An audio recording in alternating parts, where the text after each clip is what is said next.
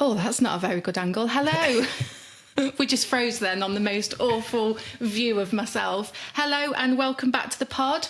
Real Podcaster of Valistry, thank you for jumping on and joining. So today I am joined by Harri. We've got Harri on the couch from HJB Joinery. So welcome. Oh yeah, how are we doing? We're laughing because we will let you into a bit of a secret. This is round 2 with Harri. We've already done this before, haven't we? I already know how you are. He already knows. He's already been on the pod couch, and unfortunately we had some technical difficulties and it all went wrong. So I've had to have Harri back again. So this is round 2. So we're just giggling at ourselves because it's a bit like Chuckle Brothers over here. So thank you for coming back again, Harri. That's all right. Thanks for joining me again. Are you okay? I'm good, thank you. Are you ready to get into it? Yeah, I think so. Okay, Yeah. Let's go then. So, Harri, HJB Joinery. First of all, though, tell us a little bit about who Harri is. I haven't really got an exciting story. I'm a joiner. I started HJB Joinery 4 years ago. Been a joiner since I left school. Wasn't necessarily the first route that I went down. But we made it. That's it. You've made it. Do you know, I love this. You've made it. I've listened to the other pods and they've got such interesting stories as to how they've come to do what they do. And for me, it's I left school, I studied joinery, I did an apprenticeship in joinery, and then I started HJB. Wow. And it's a success linear. story. Not yet. Not yet. It's a work in progress. Oh, well, we'll get into all of that in a little while. So you left school and started an apprenticeship straight away. Took a year out. Right. Oh, okay. Yeah, so I hadn't took a year out initially. What it was is I'd left school and in the initial I was going to go to sixth form, go to uni and go and do all of that. I just got cold feet, if I'm honest. I've got two sisters who both went for different reasons. One wanted to go to uni, the other one went because her friends were going to sixth form. And for me, I've always been quite hands-on. Yeah. So, yeah, last minute I just decided I wanted to do joinery. Wow. So that was that. And then I went to college, but it was too late in the year. I'd started end of September, so it's not massively late, but also for apprenticeships and all that sort of stuff, you need to be looking way before. Yes. But with the whirlwind of everything going on, it just wasn't even on my radar. Yeah. So I went to college for a year, just going to college, working in the background, paper rounds, etc. And then I got a trial week with Build It Solutions where I did my apprenticeship. Wow. And then that was that. Oh, wow. So, but the rest isn't history because he didn't choose me first time round. Really? Really. So there was 4 of us and he'd chosen 2 of the other lads, which is fair. And then I think I'd called him up for a reference on a week's trial, believe it or not. Oh. I was just being dead cheeky and he'd sacked one of the apprentices and so he took me on. Really? Yeah. Oh, lucky for you. That's why we missed out on the first round. We did miss out. This is new information. Yeah. Wow. So, and then I rang him up cheekily for a reference and he said I can offer you a job. Oh, that's amazing. Yeah. Wow. Were you like shocked, kind of blown away, or? I was, to be honest. Yeah. Because I knew I was chancing myself by asking for a reference on a week's trial when I didn't get the job. Yeah. Do you see what I mean? Yeah. So, yeah, that was that. Oh, wow, that's quite cool. Yeah. So how did you said you just knew uni life wasn't for you and you wanted to go into joinery. Yeah. Is that because you know someone that's a joiner, or you've always been quite interested in it? Like, why joinery? Where did that come from? I think joinery, I'm quite creative. I'll be brutally honest, when I was younger, I wanted to be an interpreter. Yeah, worlds apart. That is worlds apart, but really interesting though. So that was that. And then as I grew up and I started doing, resistant materials at school, you learn how materials interact with one another, you design things and then you put them together. Yeah. I realised I wouldn't like to say quite good at it, but I really enjoyed it. And Yeah. I did do all right. You can blow your own trumpet on Yeah. this couch, Harri. don't You know can what say to do. that you were actually really good. Okay, brilliant. So you did your apprenticeship. How long was that for? So that was for 3 years. 3 years. So that took you to roughly what sort of age are we now? I was 20. 20-ish. 1? Right, okay.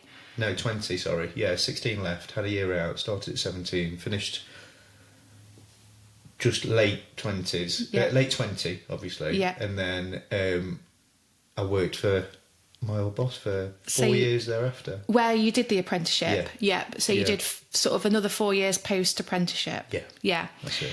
So when came the tipping point then? How did you get in to start thinking, I think I want to go on my own. I want to do this on my own.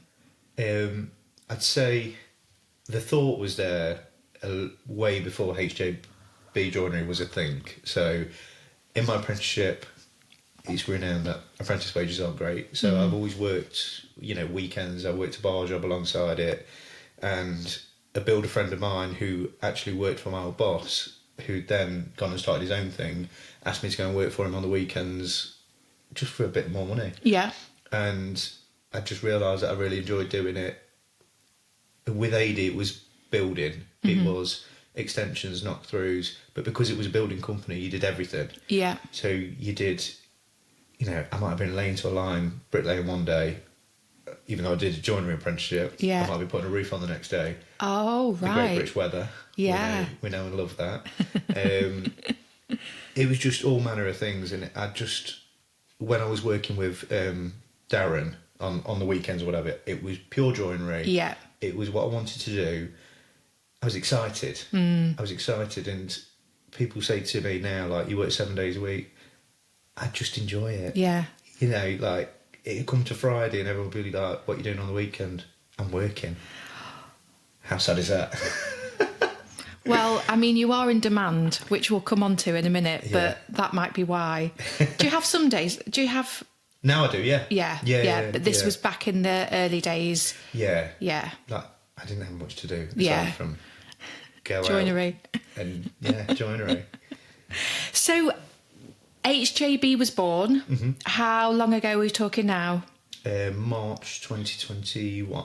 Okay. So it sounded like you got to a tipping point where you were working for your existing boss, Yeah. you were doing the extras for the other guy, Yeah. started realising that I don't really want to get pulled away from joinery work to do all of this other stuff. Yeah. I actually really like this weekend work because it is all joinery Pure work. Yeah.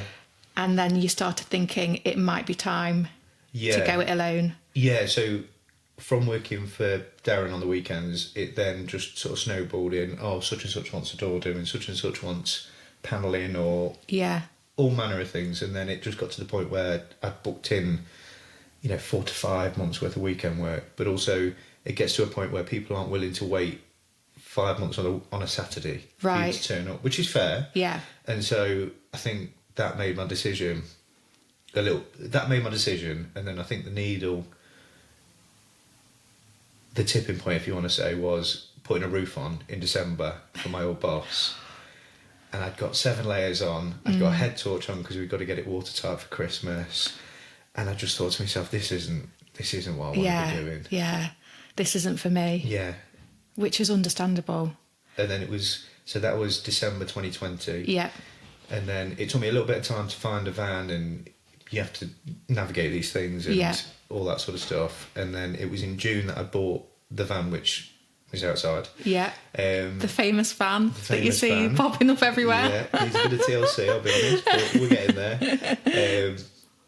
So I bought the van in June of 2020, and then that was basically my choice made. It was just a case of how long, not if. Yeah. Yeah. And then gave him my notice in March. Wow. Started up new tax year, so we started HJB then in 2021. And never look back? No, never looked back. No. Never looked back. So how do you find running your own business then? What's it like sort of being in charge of everything, doing everything? Challenges, like how have you found it? Not easy, I'll be honest, because I've gone from, and I always say this to everybody, I'm a joiner first. Yeah.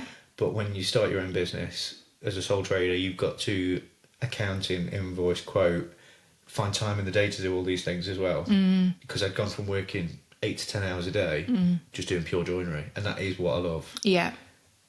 But nature of the beast, you have to do all the other things. Yeah. And also, at times it was a crash course in, okay, how do I do this? Yeah. So it very quickly became apparent that you can't do it all on your own. So get an accountant. Yeah. Apps that help with invoicing and all those sorts of things help massively. Yeah. But then also, I implemented like SketchUp. So I used to dedicate a lot of time to, and I still do, to going out looking at jobs physically as opposed to giving people a price like on the phone or whatever. Without seeing, yeah. Yeah, there's so many variable factors Yeah. which determine time. Yeah. And that's what it's all down to at the end of the day, really. Yeah. And also, I like to gain a sense of the customer.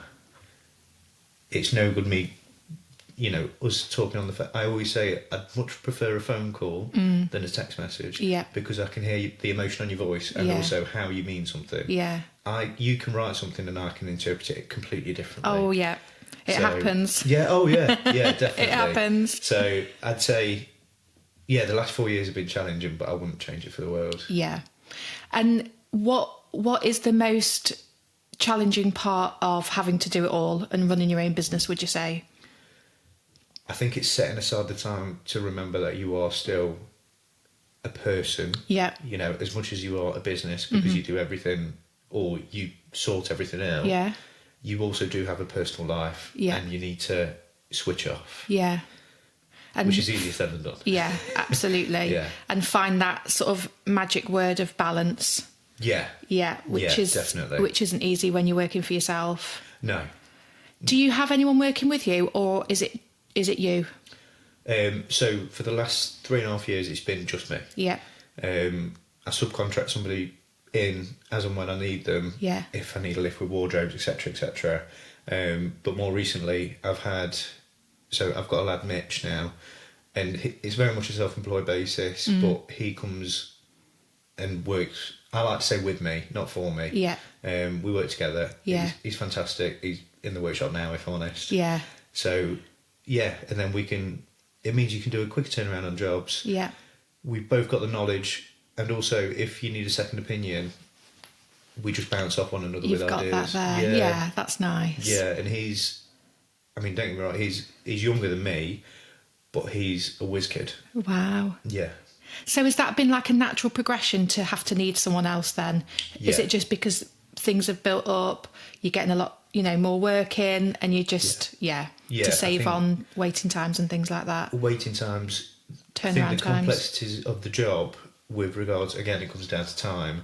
So we're building a walk-in wardrobe at the moment, so we've got lighting going in. That's the dream. So we've got lighting going in on sensors. We've got, we make all the doors as 5-piece shaker doors traditionally. Yeah. And then we spray everything. So we're in the, I can spray while he's making the drawer boxes or whatever. Yeah.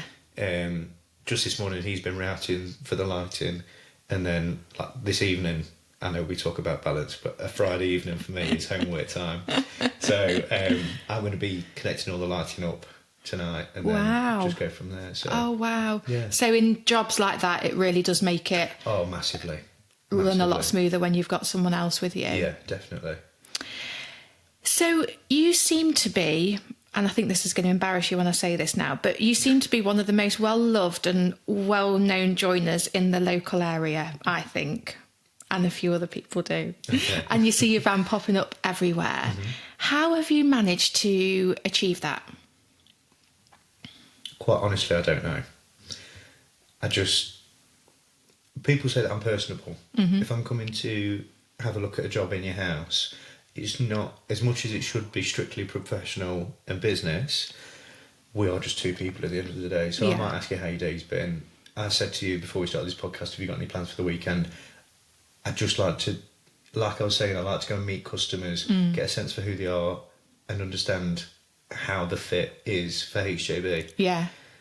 And I think in the early days, it was a case of saying yes to every job. Right. But now I can be a little bit more, not selective, I wouldn't say selective, but and we'll get onto it a little bit later, I reckon, but the jobs now that I do and the way that I do them is, I'd just say a certain type of way.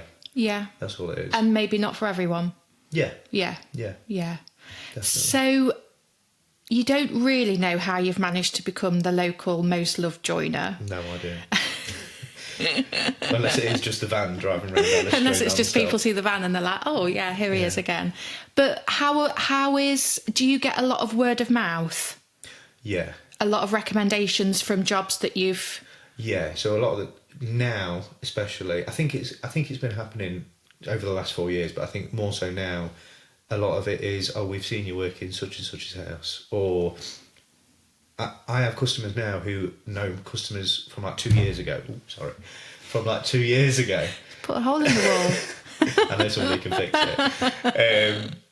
Yeah, who know customers from 2 years ago, and it just was a case that they weren't ready at that time. Yeah. For the joinery work or what have you. Yeah. So a lot of it is word of mouth. Yeah. Which is nice, isn't it? That must be quite a compliment, because like we said this before, you've been up at Scarsdale, you've done a great job of the kitchen over the road, and then you go in and you're like, oh my god, this kitchen's amazing, who's done this?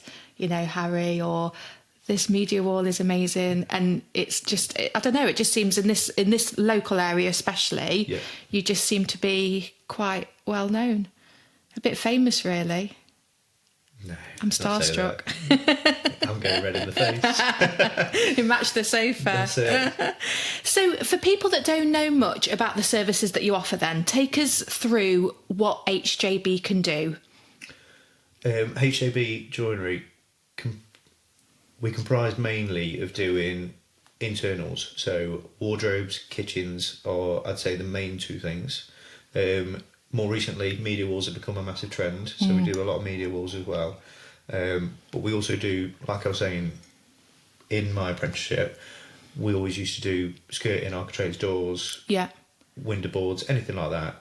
So it's not a case of we won't do anything, but also with the timeline and how things progress, like I was saying, the complexities of like a walk-in wardrobe, that could keep us busy for 3 weeks at a time. Yeah. And if you do want just a piece of skirting putting on in your living room, you might not be willing to wait because jobs pile up and all that sort of stuff, which is more than fair. But I wouldn't ever say that a job's too small, let's say. But at the same time, our main work, if you like, is internals. So bedrooms, kitchens, media walls, things like that. And when you're talking about like internals and you talk about bedrooms and things like that, you're meaning like built-in furniture, wardrobes, storage spaces, anything really? Pretty much. Yeah. So a lot of storage solutions. So one that I didn't mention then was understairs storage. Oh, yeah. So a lot of people have, I mean, if you're in a new build, you'll just have a piece of plasterboard underneath to cover up underneath the stairs. Yeah. But there's quite a lot of space there which you can use and maximise. Yeah. So, yeah, the new phenomenon really is open that space up, and when 9 times out of 10, your stairs are as you walk into your front door. So shoes, coats, anything like that are all stored under stairs then. Yeah. Fantastic. I've seen loads of those amazing, you know, on Instagram and stuff, or Pinterest, loads of those amazing spaces. Is that what you can create? Yeah. I'm just going to... Okay. I've just had a pop-up on the computer and we're already a bit nervous from what happened before, so we don't want anything going wrong.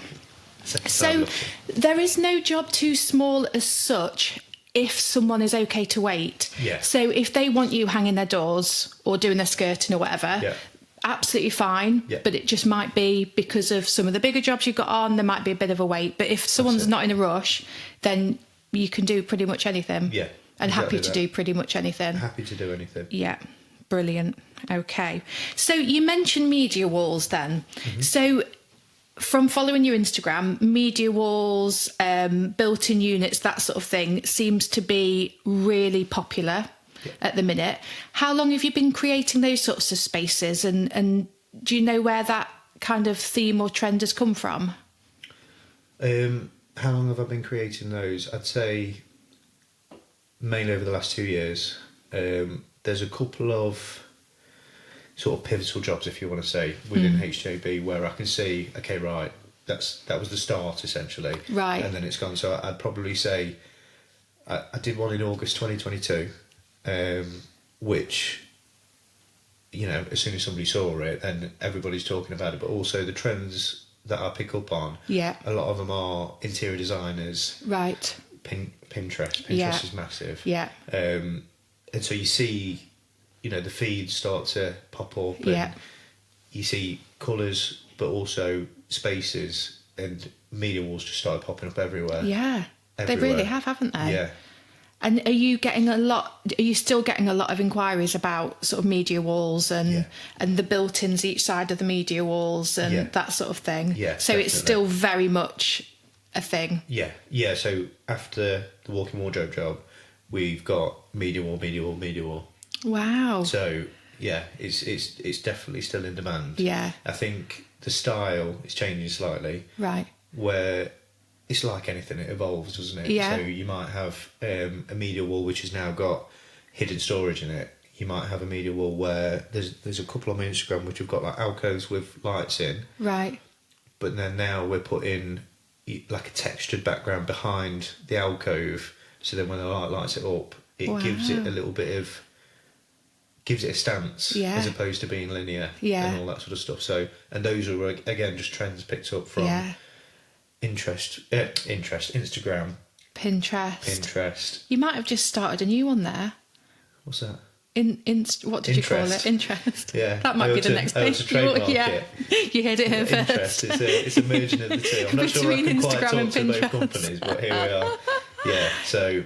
So yeah. that's where the themes come from. It's just things that people are seeing maybe abroad or whatever. They're Yeah. appearing on Pinterest, they're appearing on Instagram, and then all of a sudden they're phoning you because they want to create something similar. And I think a lot of it with Instagram now is, you know, 10 years ago, I mean, yeah, Instagram was around, but social media and your influence on people wasn't that great. It was only if you saw something within your local area that you thought, okay, I like that, let's have that. Yeah. But now you've got design shows pretty much everywhere in the world. Yeah. You know, a lot of them are taking inspiration from like Dubai and all those sorts of places. Yeah. But also interior designers locally are using that and then doing it. But then Yeah. as soon as they showcase it, everybody can see it. Yeah. And so all of a sudden you create almost a folder within a folder Yeah. of just work which is now, and it's always being updated. Yeah. And so you're never really left behind. And I guess that is the power of social media and being influenced, isn't it? Yeah. I mean, like years ago, before social media was quite so easily accessible, we didn't know what was going on in places like Dubai or, you know, LA or whatever. We didn't know what was going on in their homes, but now it's everywhere. Yeah. You only need to put Netflix on, watching Selling Sunsets, all those gorgeous homes for inspiration, and, you know, like we said, social media. So you can access what Accessibility people are now is having. massive. So yeah, like you say, you can access anything now, and like I said, it's never out of date. You know, where before you might have had a magazine from a furniture company, let's say. Yeah. Well, how long does something like that stay in style for? Yeah, it's true, isn't it? And I've done retrofits as well. So I've built a media wall, let's say a year and a half ago, and they've decided they do want a bit of texture on the back, or they do now want lighting in it. Yeah. So then we retrofit that for them, and then all of a sudden it's almost refreshed. Yeah, so it's just evolving all the time. Yeah, definitely. And talking about social media, I think, anyway, this is just my opinion, your Instagram is great. Like the shots that you take, the inspiration that you get from just viewing your page is, well, I think it's brilliant. It's inspiring. So are you a bit of a social media guru? You get some Personally, great shots? No. Okay. When it comes to the business side of things, not really, if Right. I'm being honest. But when I say that, what I mean is you might... I've tried to be more consistent with it recently. Yeah. So previously you might have seen me every week for 3 weeks and then not for a month because I've been dead busy building X, Y and Z. Yeah. And with regards to the shots and all that sort of stuff, if I'm being brutally honest, my other half, Lily, taught me how to use a camera. So God bless Lily. yeah, in the initial, you know, in the early days, it was a case of take a photo, the lights might not be on, etc., etc. Yeah. I'd go home, she'd shout at me, and then she'd teach me how to take a photo. You know, if you click here, you can get better lighting or what have you. Yeah. And And just through doing that, she's basically taught me how to use a camera. Oh, wow. So because your shots are aesthetically pleasing, yeah, aren't they? They're great. They're really great. So that's down to Lily. pretty much, yeah. Yeah. Oh, fantastic. And I think you said last time she's got a real good eye for stuff like interior design and what looks good. And definitely. That's kind of her thing. Oh, she influences me massively. Yeah. And then also that leads, to me influencing customers and all that sort of stuff. Yeah. And I might say that I've seen this, but really... Lily has seen it. We know where the creative side's coming from. That's it. So, thinking about what you do create then, do you have like a favourite job or a favourite speciality? Like something that really you can really get your teeth into and get excited about? I'd say all of the above, but I think if I had to choose, it'd have to be either a kitchen or a wardrobe. Right. The reason being, I'd say the kitchen. I mean, you've seen the kitchen across the road, Yeah. and what it looked like before compared to what it looks like after. And a lot of the time, because I'm quite lucky in the fact that I don't like to say the word team, but I've got some very fortunate people I work with. So plumbers, electricians, plasterers. Yeah. A customer will give me a kitchen, let's say on a Monday. I might give it to them the next Wednesday, and the difference for me is where the job satisfaction lies. Right. Because you've seen what it looked like before. Yeah. 8-10 working days, and then what you get back is two completely different things. Yeah. And so that's so what I it's like do. that transformational change. That's where you get like massive job satisfaction from, where you really create something completely different. Yeah. And then you've been like given someone that amazing wow factor, which again, using that kitchen over the road, I keep pointing because it's over the road as an example, like that did have the wow factor, didn't it? I mean, it was incredible. Yeah. And she was bold with the colour choice, but it worked out. It did. It really worked out. It did. It was just, it's gorgeous, absolutely gorgeous. So kitchens and bedrooms, did you say? Bedrooms, I'd say, yeah. Yeah, so they're your kind of where you get most job satisfaction. Yeah, definitely. But actually you just love all types of your joinery work. Yeah, I wouldn't say that I like anything less. Yeah. But it's just, those two stick out to me. So like, and it's probably because it's fresh in my mind, I've just literally, Friday. So I finished up on Wednesday on a Victoria Robert kitchen. Nice. Over in Ralston. And then, like I say, today we're currently working on a walk-in wardrobe. Yeah. And I've seen the lights and all that sort of stuff. Yeah. It gets me excited. Yeah, it's nice because I guess it gets to, I suppose it's challenging creatively. You're being quite challenged when it's like massive jobs like that. Yeah. And like you said, that satisfaction when you manage to bring that together for someone and deliver like a dream, what they were really, really hoping for. Seeing the concept come alive. Yeah. And what was that thing that you were talking about earlier? When going right back at the beginning when we said about key things that helped you start your new business, and it was like your van, that was a game changer. And then the what did you say? SketchUp. Yeah, so SketchUp is it's a CAD design type service. Right. When I first started the business, I had the free version, and it just allows you to draw cabinetry. Right. And as time's passed, I bought 2025, whatever, and then I invested in a couple of courses. So I think when I very first started, I thought, I like to think I've got transferable skills, but when it comes to a computer, I'm pretty ancient. So I had to, Lily. So I had to teach myself how to use it properly. Right. But then what it allows me to do is create a SketchUp design, which the customer sees, which is to the millimetre, before we actually go ahead and do it. Right. So on a couple of my recent posts, if you scroll right the way to the end, you'll see the SketchUp, and then you'll see what we actually built, and you'll see how the two interact with one another. Wow. But it also allows me to give the customer a visual representation of what they're going to get, because sometimes it's the interpretation thing. That's quite exciting, isn't it? Yeah, and it means you can actually see what we're doing. Yeah. As opposed to just thinking, I hope he's done it like this. Yeah, or I hope for the best. Yeah. I think that's, that's the joinery of old, really. Now, Yeah, so, yeah. So is that a really important? Well, it sounds like it's a really important piece of kit to have. Yeah. Technology to have. I think for two fundamentals: one, the customer gets to see what they're getting, Yeah. which is half the battle sometimes, and two, because we can draw these things on SketchUp now to scale, millimetre perfect. If there's any angles involved, we can work the angles out off it. Yeah.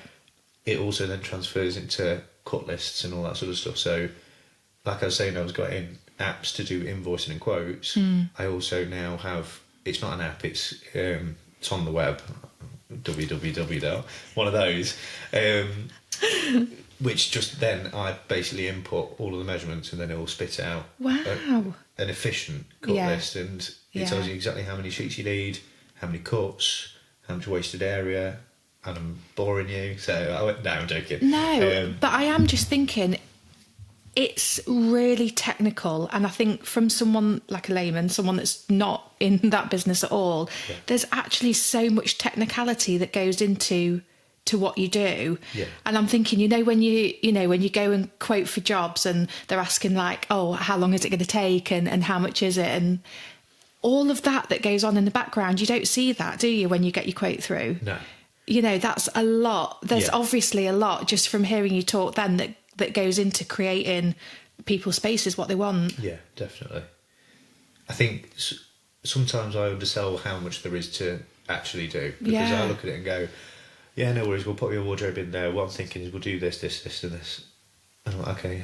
But then when you actually break it down, when you send them the drawing, it's like, oh, right, okay, so this is the intricate detail and all that sort of stuff. Yeah. And then you can start to realise, the job is actually quite... Yeah. How much is going on actually behind the scenes before you even get into starting to do the actual either rip out or work or whatever you're creating. Yeah. A lot is going on behind the scenes, isn't it? That's it. So we were talking about, I got a bit waylaid there, but we were talking about your favourite part, your speciality. Any challenges, like what's the most difficult part of what you do, either what you physically do or just running a business in the whole? Like, what do you find challenging about your work? I think it's people in timescales. And when I say that, what I mean is, like I said, I'm very lucky to work with some very good people. Trying to get all of those diaries to align so we can fit because if you're taking a kitchen out and fitting a new kitchen, it's the integral part of the home. Yeah. So for me personally, I like to try and be in and out, but not necessarily in a rush. What I mean by that is you won't have a sink for 4 days. If you've got a utility, which you're not ripping out, you've got the luxury of maybe having a sink in there, but some people don't have that luxury. Yeah. And thank God for air fryers, because some customers for the week or 10 days or whatever, they are without a cooker, without a sink. We always try to leave it for as long as possible and also do the switch over as quick as possible. But if you're having quartz worktops, there's a lead time on that and things like that. So I think, just making sure everyone's diaries align and coordinating lots of different workmen. Yeah, I mean, lots of different tradesmen who run their own businesses, trying to coordinate that. Yeah, it can be 5 different trades at once. Yeah, and so moving all those parts at the same time, it's like spinning plates. Things happen. People get injured, vans break down. Things might not be ready. Materials might not turn up. If they turn up, they might be damaged. All of those things you've got to sort of factor and try to mitigate the risk of that happening. Yeah, as much as you can. Control freak. Are you? Oh, big time, yeah. Really? Yeah. Oh, we didn't know that about you. Yeah. Just in terms of your business and your work, or all of your life? No, outside of work, Lily will tell you, I'm horizontal. Oh, right. Yeah, just life is life, it will happen. Yeah. And if things happen, then we'll deal with them. But at work, it's very much a case of how can I make sure that doesn't happen? And if there's a 10% chance of it happening, how can I mitigate that risk? Really? Yeah. Oh, wow. I don't know. And that's quite a lot of responsibility to take on, isn't it? When you're trying to mitigate not only your risks, but everyone else as well who you're coordinating. That's it. Are you a perfectionist as well? I like to think I am. Yeah. Yeah. Which in your line of work is probably a good trait to have. Yeah, everybody sees it. Yeah. Yeah, absolutely. And do you work with the same, when you have to call in like electricians, plumbers, plasterers, are you working with the same people over and over again? Have you got your go-to people? Yeah, definitely. Yeah, so you've got good relationships with these people and you trust them and they... Yeah, I mean, the tradesman who if you consider it the shortest relationship, is 4 years. Right, yeah. Everybody else is... I've known the plumber since I was doing my apprenticeship. Yeah. So we've known one another for 10 years now, and I don't really like using anybody else. Yeah. Because I know... It sounds very weird, but I understand how Mick the plumber works. I understand how Chris works. I understand how Paul works. And so if, like we were saying, there's that 10% risk of something happening and it happens... Yeah. And it puts Chris's schedule back, but I've got to deal with the problem. I understand how it works, so I might be able to go, okay, if you do this first, if that's right with you, then by that time we might have a replacement part because this was damaged. Yeah, yeah. And then you can still, even though you've got the same window of, let's say, 3 or 4 days that I've got him for, it still happens. Yeah. Do you see what I mean? Yeah, yeah. And you trust them, you know them, and you trust their standards of work, and it all sounds like it comes together. Yeah. So, going back to your early days when you were an apprenticeship, do you have any advice for any people who are considering going into the world of joinery in terms of training, apprenticeships, things like that? Oh, blimey. I can't remember being that young. Not that I think there's going to be many 16-year-olds watching this, but the parents might be. Do you know what's funny? What? I actually I had one just the other day message me saying that he's a school leaver and he'd like an apprenticeship. My advice, learn as much as you can. Yeah.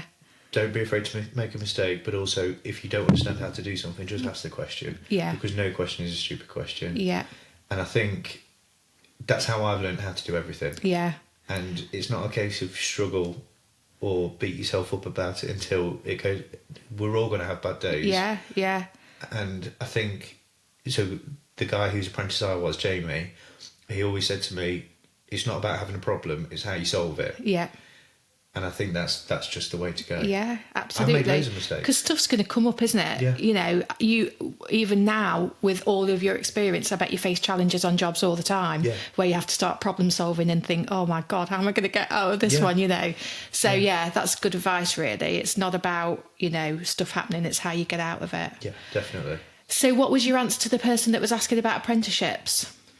I'm not in a position right now where I can offer an apprenticeship. No. Is that something you'd be interested in the future, like training the younger generation? I would. I think they get a lot of bad press. The younger generation are called all manner of things, especially within the building trade. But I think it would be nice to teach somebody how I was taught, and I've got a lot of respect for Jamie who taught me. We still talk to one another now. Yeah.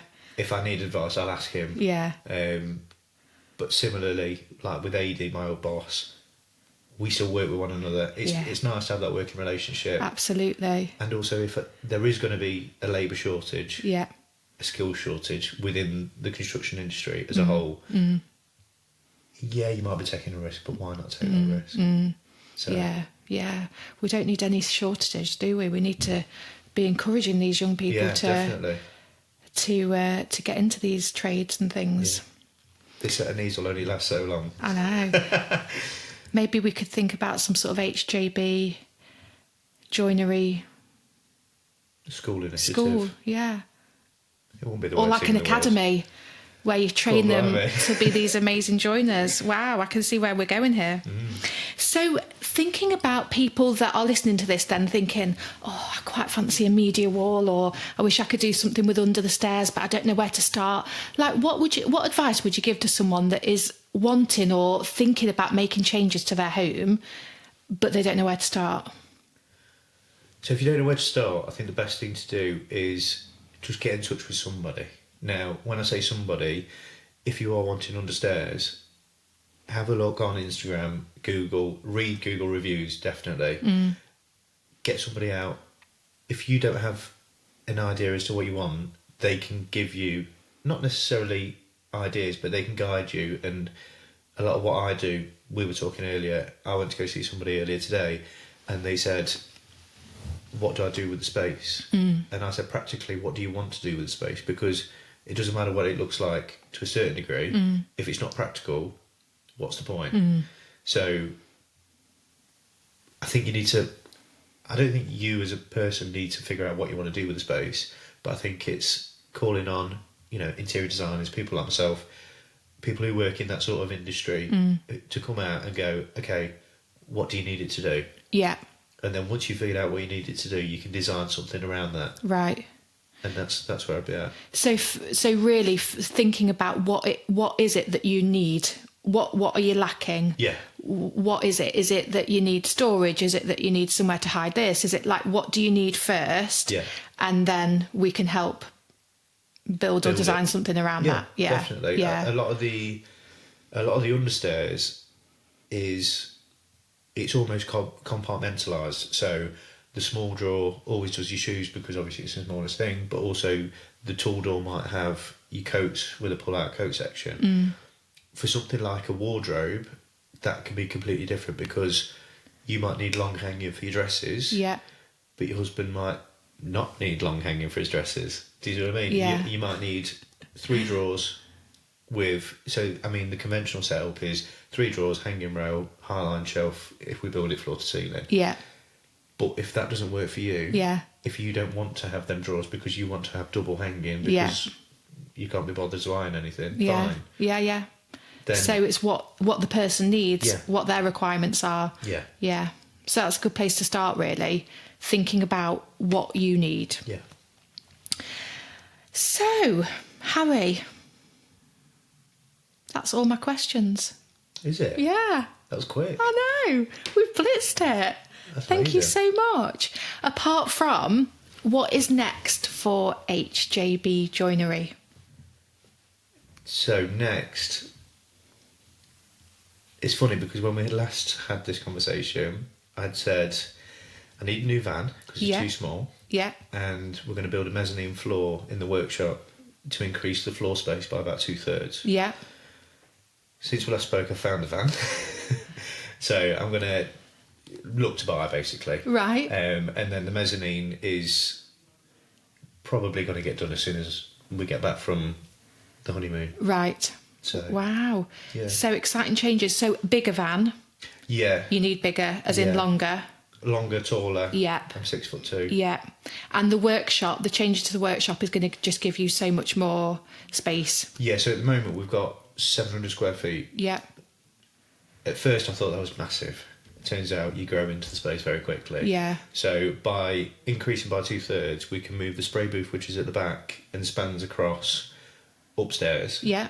Which then gives us a roundabout. Well, the spray booth is about 5.5 metres by 3 metres.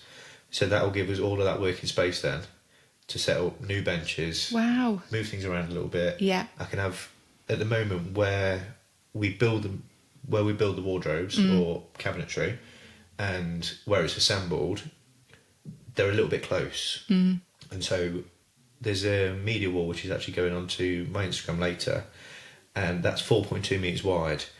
I was shuffling things left, right and centre to try and put it together. Really? Yeah, so it's getting just a bit tight. It's having more space, and also if Mitch is going to be more of a long-term thing, then I'd say the workshop as it is now works for me as one person, but we need to have more space so he can do his own thing, he can have his own bench. I've still got my bench, but then also maybe a little bit more space. Yeah, fantastic. So, yeah. It's amazing. That's a sign that things are growing though, isn't it? Yeah, definitely. And will you be doing that work yourself? Yeah. To create that extra space? Yeah, so yeah. I've mapped out pretty much how we're going to do it, but the upheaval of essentially stopping production, it would be sort of 2 weeks. It's getting help in because we've got to lift all these steel beams and all that sort of stuff. And then I've got to rebuild everything. So at the moment, the spray booth at the back is built off, so it's off an insulated wall. We've insulated the floor, and then it's got another insulated wall with an insulated ceiling. Right. As soon as we build another floor, we're going to have to take all of that down first, and then we're going to have to redo it up top. But I've said to myself, when we redo it up top, I'm going to try and be economical and use what I can. Yeah. But there is also going to be a case of we're going to make it a little bit bigger. Right. We're going to make it run a little bit more efficiently because at Yeah. the minute it's a bit of corridor. So once I spray something, Yeah. I almost have to like crab walk it to the left. And it's not that it's tight, Yeah. but I just think it could be done more efficiently. Yeah.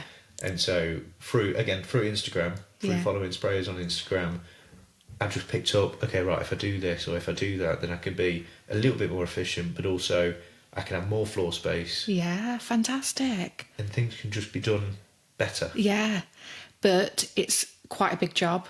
Yeah. And while you're going to be doing that, obviously your day job work is going Yeah. to be on hold. So it's just about Yeah. timing, I guess. And Yeah, the upheaval of it is yeah, just... a lot. Yeah. Is your workshop local?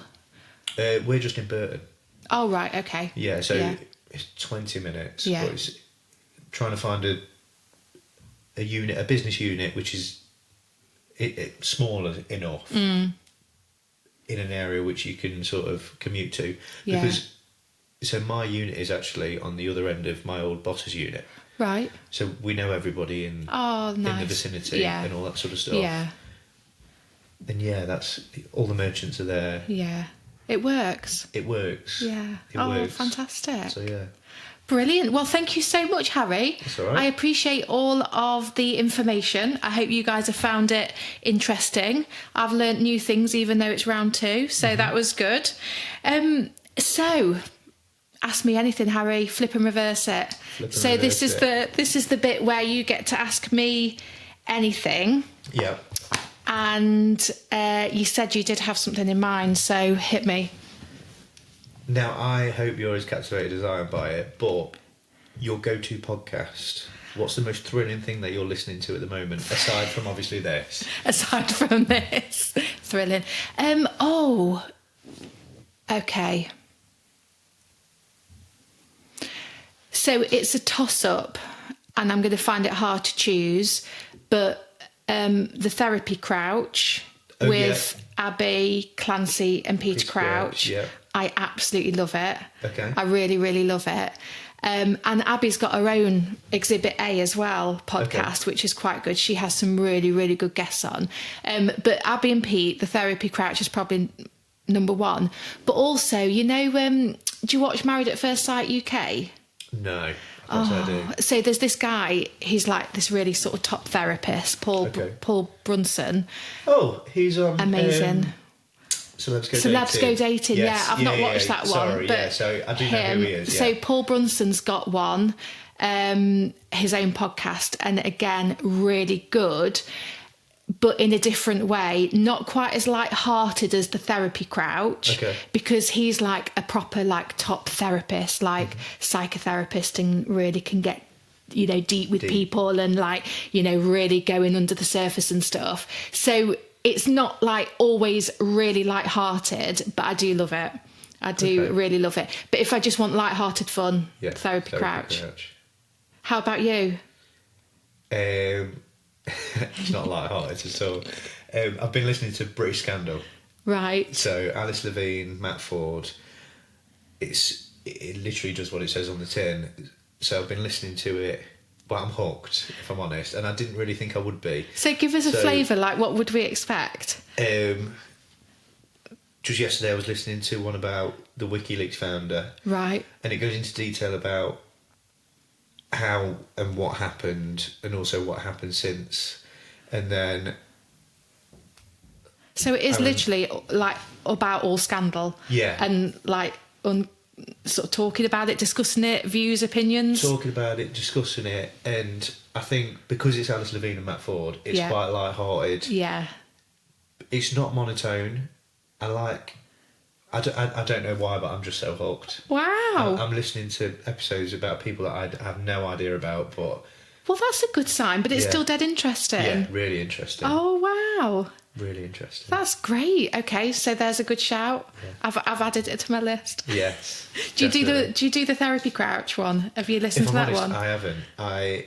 I see it come up as little clips all the time. Yeah. And it is hilarious. It is hilarious. I think you'd like it. I'll have to give it a go. You should give it a go. And just touching, ice cream man, just touching on something that you said, you mentioned the honeymoon briefly. So you're getting married. Yes. When are you getting married? End of July.